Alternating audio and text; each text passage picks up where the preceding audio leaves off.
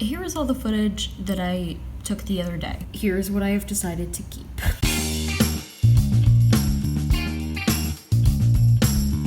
Hello humans, it's just Martine, and today I want to talk to you about something a little outside of the bounds of what I usually discuss here, disabilities. Originally for this video, I got really fired up and I wrote an entire script. And then I sat down and I filmed it all. I edited the whole thing. And then I was watching it back and I realized that it was not at all what I really was trying to say. So I went over to the group chat with all of my YouTube friends and I was talking to them about the idea, and they were encouraging and, they were like, yes, make the video. But I, in the end, decided that there was just something that felt wrong about it for me. So I'm still making the video, but this is me remaking the video in a way that I think will be better and more of what I want it to be. I think it's really easy to make the assumption that disabilities are strictly things that you can see, but that's not true. Like, yes, there are things that you can see about me that are my disabilities, like my vision. But for my whole life, I've been very privileged to get the treatment that I need to help me see well enough to function in society. Meanwhile, there are other things about me that are disabilities that you cannot see and which affect my life in significantly more impactful ways than my vision continues to. I could take this conversation any one of a number of ways, whether it be about mental health or cognitive disabilities or any type of physical disability, but I'm specifically going to speak from the experience that I've been having in the most recent years of my life, and that is impacting me most significantly during this pandemic, which would have to be my chronic health problems. To start off with, I think that people who don't have experience with either personal chronic illness or the chronic illness of a loved one, I think there are some misconceptions about how the medical process goes for chronic illnesses. Because even growing up, I thought if you had a chronic illness, you'd realize something was wrong, you'd go to the doctor and the doctor would be like, this is what's wrong with you. And of course, growing up, we learn that that's not what the field of medicine is like, but even then, there are still some gaps in the knowledge of people who are not chronically ill when it comes to the process of getting a diagnosis or getting treatment for one. Because as of right now, I know what I have, but I'm also not formally diagnosed, and I don't take specific medication for it that I'd have to be prescribed. So when I tell people that I'm not diagnosed, they're like, so you don't know if you actually have it, or you can't say that you actually have this condition. Except that's not really true, because the process of diagnosis is really expensive and scary and complex, and all the people that I know who've gone through diagnosis processes have encountered complications with their medical professionals and the interactions that they've had with them. They've just not had the best time. But that doesn't mean that they weren't suffering from that condition before they got a diagnosis. It just means that they didn't really have a treatment plan for it. The reason I know exactly what my chronic illness is because I have the same symptoms as two individuals in my life who I am genetically related to who have diagnoses for this one condition. So I guess theoretically I might not have this condition, but that would be very hard to explain. And I'm hoping one day that I'll be in a place mentally and physically in my life where an actual diagnosis will be forthcoming and I can start on a better treatment plan for it. But even when you're on a treatment plan for chronic illness, it doesn't mean you're all the way better. The second misconception is that a doctor will be able to tell you what's wrong, literally ever. I'm very fortunate to know what's wrong with me, but some people don't have that privilege.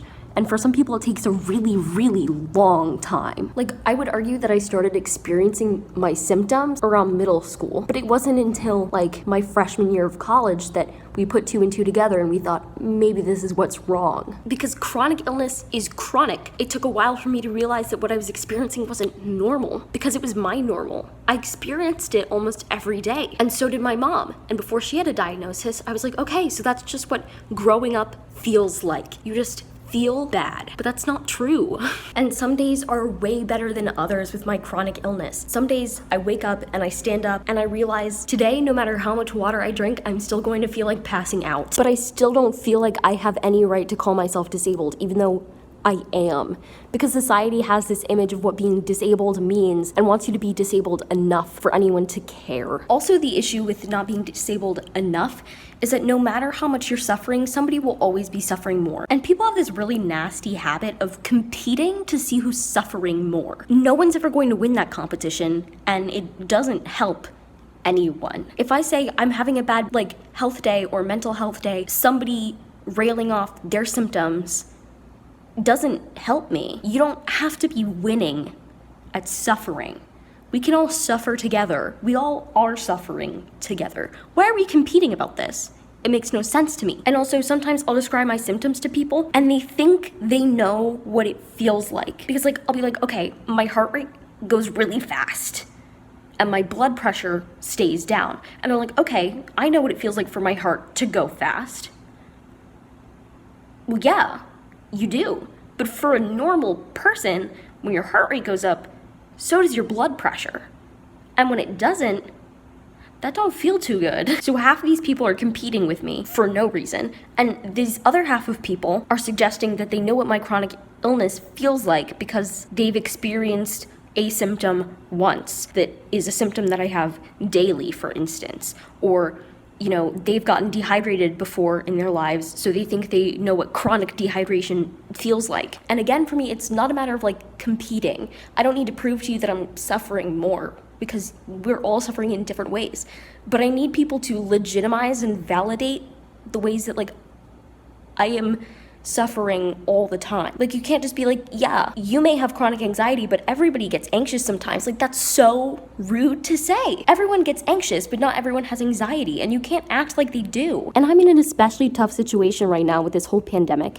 Being in an age group of healthy people who believe that they're invincible because they're young. Being young has never meant invincibility for me. I have always been sick, whether or not I knew it. And what are supposed to be the healthiest years of my life are just years of my life.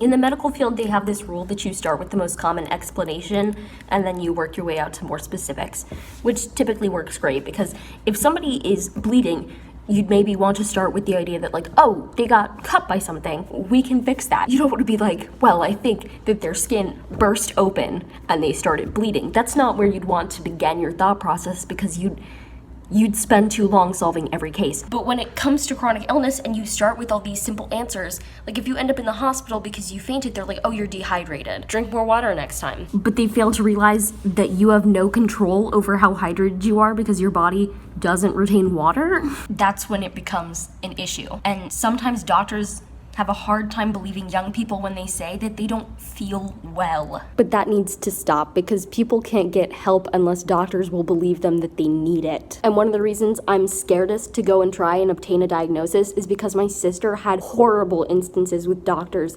telling her that it was just anxiety or that her suffering wasn't believable or it was only because she was a young girl and dramatic. They didn't care that she had an actual issue. They wanted to dismiss it. And I don't want to have to go through that same thing just to be told something I already know. So to every person in the world right now who's choosing not to wear a mask because they feel invincible, realize that the mask is not for you. It's for the people that are not invincible.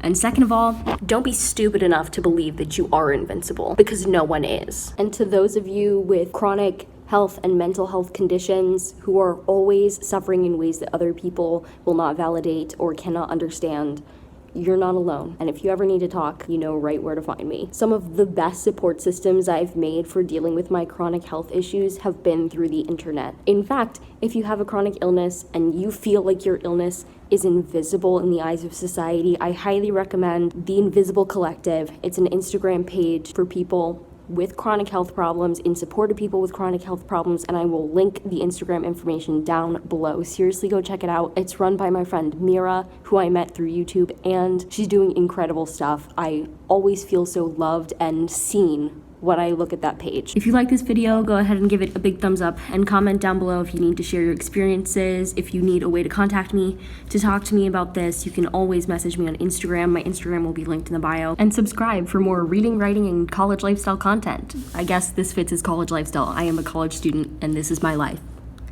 And until next time, bye humans, bye.